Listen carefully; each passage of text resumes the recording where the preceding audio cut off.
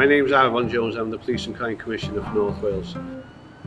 I believe in a regulated market for controlled substances. I believe it's important to take it away from organised crime so we can reduce the violence and exploitation faced by young people in this country.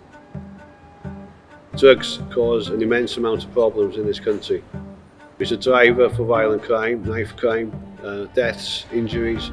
Our way of policing drugs is to leave it in the hands of organised criminals. The Misuse of Drugs Act was passed in 1971 when we had 2,000 or 3,000 people with problematic opioid use. Today we've got 250,000 plus. So it shows that the Misuse of Drugs Act hasn't been particularly successful. We got 4,000 people that die every year from drug poisoning and overdoses. Those are avoidable deaths. We keep on doing the same thing over and over again, expecting different results.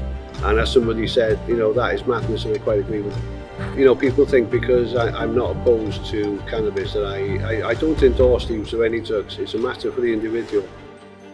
We should be focusing police work on what causes harm. And if a consenting adult wants to consume cannabis and they're not bothering anybody else in the process, I really don't see what the issue is. Having seen so many people going through what I call the revolving door, they get arrested, they go to prison, they come out, nothing changes. It's like a vicious circle that we need to break, really. If we find anybody in possession of any drug for personal use, we will offer them a drug education program.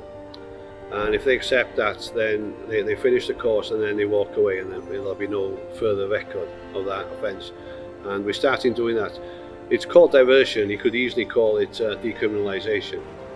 I think more and more forces are recognising the benefits of doing that with cannabis and with other drugs as well. We need to focus on those offences that cause great harm.